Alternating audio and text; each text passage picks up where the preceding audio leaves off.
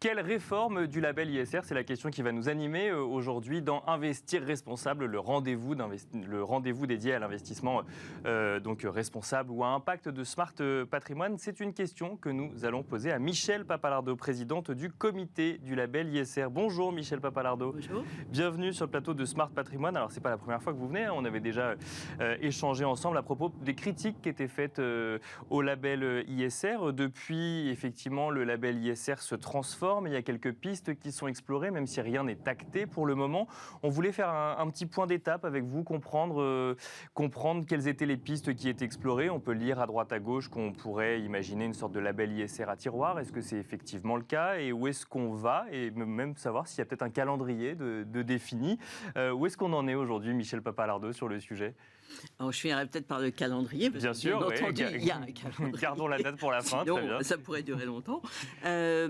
Écoutez, on a approfondi les points sur lesquels on avait prévu de travailler. On en a trouvé d'autres. D'accord. Comme vous le dites, il y a des critiques, donc on les écoute, on essaye de comprendre comment faire mieux, avec toujours la même exigence, être plus exigeant. D'accord, oui. Ça c'est clair, et être plus lisible. Puisque le monde de la finance durable, responsable, s'est beaucoup développé, s'est diversifié. Oui. Donc la place forcément du label dans l'ensemble, elle est aussi en train de changer, ce qui est normal et ce qui est plutôt une bonne chose. Oui, c'est-à-dire que même la place du label est en train d'évoluer par rapport au rôle qu'il avait initialement. Il faut prendre ça en compte. Oui, dans un premier temps, il n'y avait pas beaucoup de gens qui faisaient de la finance responsable, donc on était plutôt dans l'idée de comment on les embarque. Bien sûr, de faire de la pédagogie, de l'évangélisation. Qu'est-ce qu'il faut faire pour être plus responsable, etc. Bon, aujourd'hui, il y a quand même beaucoup de fonds qui travaillent sur ces thématiques et qui disent qu'ils sont responsables. Donc, comment est-ce qu'on fait pour être, nous, plus exigeants, pour les emmener, pour être plus efficace, en fait. Et pour offrir une certaine garantie, finalement, de ce qu'on appelle finance durable quand on est un fonds, est réellement de la finance durable, par exemple, au sens où on entend qu'on précise le label. Mieux ce que ça signifie, et que quand on est labellisé, on donne l'assurance réellement qu'on a fait un effort spécifique par rapport à beaucoup de gens qui en font ou qui disent qu'ils en font. Voilà. Bien sûr. Donc forcément, 6 ans plus tard, les choses sont à regarder.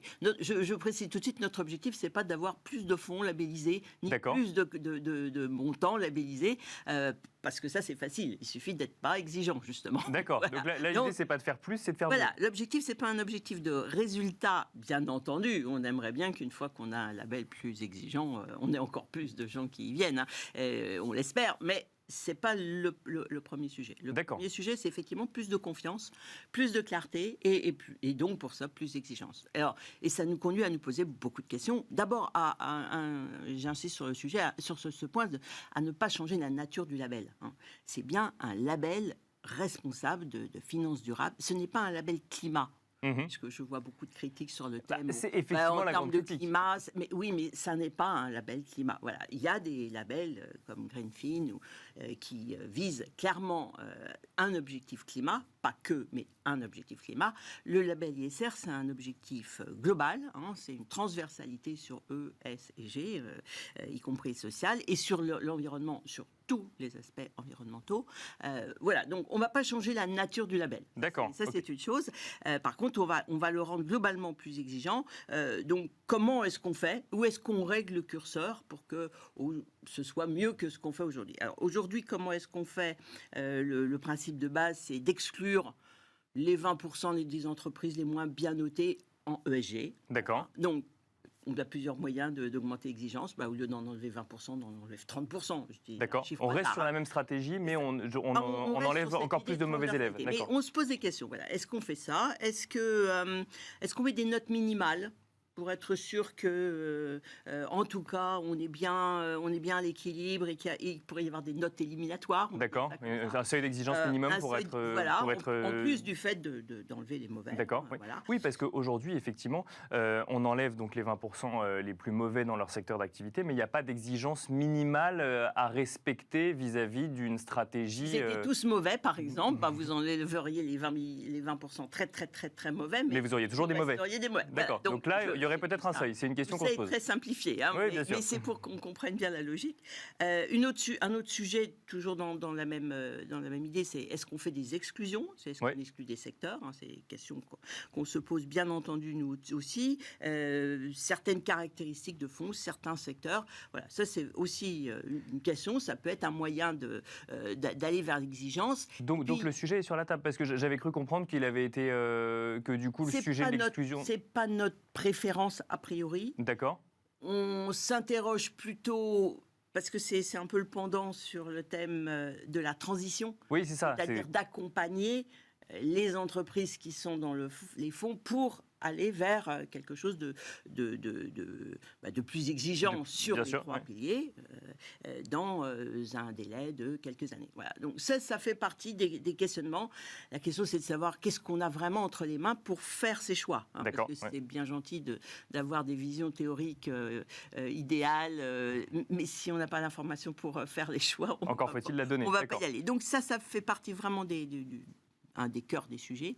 Il y a un deuxième sujet qui est la double matérialité, c'est-à-dire aujourd'hui, on est plutôt uniquement bien sûr, il y a des tas de fonds qui sont labellisés, qui vont au-delà du label. Hein. Je le dis tout de suite parce qu'on faut pas tout mélanger, mais en tout cas, dans le label aujourd'hui, on cherche à vérifier qu'effectivement, les entreprises qui sont dans les fonds qui sont financés par les fonds, se tiennent compte des trois dimensions. Ça, c'est une chose. On ne s'intéresse pas forcément encore suffisamment de savoir si elles ont un impact nuisibles, qu'elles sont, comme on dit aujourd'hui, nuisibles pour l'une ou l'autre des dimensions. Ça, c'est quelque chose, je pense, qu'il va falloir qu'on intègre. Il ne suffit pas d'être bon sur le S si jamais on est mauvais sur le E pour compenser. D'accord, c'est ça la question qu'on pose. Voilà, notamment, et là aussi, on peut considérer qu'il y a peut-être des choses qui sont éliminatoires. Et on a notamment cette réflexion parce que, comme vous le savez, il y a les textes européens qui sont venus aussi depuis mettre de l'ordre ou du désordre, on ne sait pas trop. En tout cas, à amener une vision commune pour tous les pays européens. Nous aider à réfléchir à ce qu'on voudrait faire et à ce qu'on doit faire tous ensemble.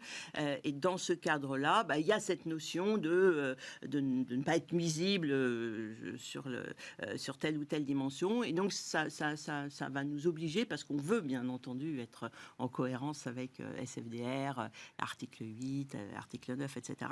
Donc, à regarder ce point-là et à savoir comment on le prend en compte. Qu'est-ce qu'on a encore comme grand sujet? On a une question que je n'avais pas en tête à l'origine, mais qui est importante, qui est est-ce que tous les fonds sont labellisables, au sens gestion passive, gestion active? Est-ce qu'on peut notamment appliquer un des piliers du label, qui est le pilier de l'engagement actionnarial? D'accord. Le label, c'est un label de process, puis comme je vous le disais à l'origine, c'est pour expliquer ce qu'il fallait faire pour aller vers la finance durable. Donc, il y a un certain nombre de choses à faire, prendre des engagements, définir des indicateurs, être transparent, bien entendu, et dire ce qu'on fait en matière de politique d'engagement actionnarial.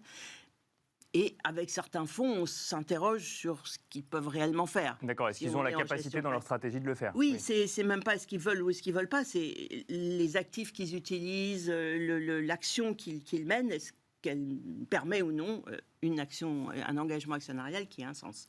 Alors, on peut s'interroger sur les dérivés, on peut s'interroger sur les fonds monétaires. Donc, une fois qu'on s'est posé cette question, qu'est-ce qu'on en fait? Est-ce qu'on considère qu'ils ne sont pas labellisables, ou est-ce qu'on se dit finalement il faut peut-être avoir des versions du label, du référentiel qui soient adaptées à ce type à différents types d'actifs, y compris le private equity, mais là dans l'autre sens, parce que ce qu'on nous dit et ce que je comprends parfaitement, c'est que la démarche de dire on enlève les 20% les plus mauvais, c'est pas forcément la logique du private equity qui va aller chercher les meilleurs pour le coup. Voilà, et donc le label est pas bien, le référentiel n'est pas bien adapté à ça. Donc voilà, l'idée de se dire finalement on a simplifié au début, que c'était le début. Peut-être qu'il faudrait quand même qu'on réfléchisse à ce qu'on peut vraiment faire. Un petit peu de complexité. Donc ça veut dire qu'il y aurait pas vraiment complexité, parce que ça. De précision, pardon. Oui, de complexité. Non, mais vous avez raison. On peut considérer que c'est de la complexité. Moi, je considère que c'est de la précision et de la lisibilité. Parce que si on simplifie trop, surtout sur tous nos sujets, de toute façon, finalement, on rend les choses plus complexes. On ne sait pas ce qu'on fait. Et la confiance Ça veut dire, Michel Papalardo, qu'on pourrait avoir des fonds, si je comprends bien, alors c'est pas acté, mais qu'on pourrait avoir des fonds qui ne pourraient pas être susceptibles de recevoir le label ISR parce que globalement leur activité ne leur permettrait pas de répondre aux exigences. Alors, soit c'est ça, soit on fait en sorte d'avoir des versions des labels D'accord. adaptées à chaque type d'activité. À l'activité. On s'interroge aujourd'hui. En tout cas, c'est un sujet qu'on n'avait pas complètement en tête au début, je vous en avais pas parlé, et là qui nous paraît effectivement un sujet intéressant et à traiter, en fait, vraiment à traiter. Alors, il nous reste quelques secondes pour parler du calendrier et peut-être un petit mot aussi on a un autre label emblématique en France qui est le label Greenfin. Il y a des questionnements. On lit qu'il pourrait revenir sous la houlette du label ISR sur la partie environnement. Ça, c'est quelque chose auquel vous réfléchissez également ? Pas sous la partie environnement, sur la partie ISR. D'accord. En fait, le label Greenfin, alors lui, c'est un label effectivement environnement et même climat. Bien sûr, très ouais. axé climat, donc thématique en fait. Mais il a quand même une base qui est de dire, bon, on fait quand même de l'ISR. Il ne faut pas qu'on soit mauvais Bien sûr, sur le S ou sur le G. Et donc, pour cette base-là, on pourrait peut-être, ça fait partie des échanges que nous avons, on pourrait peut-être considérer que le label ISR est un label de base, un socle en fait, sur lequel on peut ajouter des thématiques, notamment la thématique climat, qui est celle de Greenfin. Ça peut être d'autres thématiques, pourquoi pas, parce que je pense qu'aujourd'hui, il me semble, les épargnants, les investisseurs, ils peuvent tout à fait avoir envie, justement, dans un objectif de lisibilité, d'aller sur du thématique. Mais tout en ayant la certitude et la confiance dans le fait que, globalement, on fait des choses bien quand même. Une dernière question avant de conclure, Michel Papalardo. Quand est-ce qu'on saura définitivement? Alors, nous, on vise pour l'été de proposer au ministre, toujours pareil, de proposer au ministre les grandes orientations sur ces questions-là, une ou deux autres, mais enfin, c'est sa question-là, de manière à ce qu'on sache si ça colle, si ça marche bien, que les uns et les autres puissent réagir aussi sur ces propositions et qu'ensuite on puisse passer les derniers mois à écrire tout ça. Et en étant sûr qu'on a les informations nécessaires pour faire ce qu'on veut faire, parce que sinon, on se fait plaisir et ce n'est pas satisfaisant. Rendez-vous donc cet été, si je comprends bien, pour les propositions, donc peut-être en septembre pour avoir un petit peu plus de recul par rapport à ces propositions. Merci beaucoup, Michel Papalardo. Je rappelle que vous êtes présidente du comité du label ISR. Quant à nous, on se retrouve tout de suite dans Enjeu Patrimoine.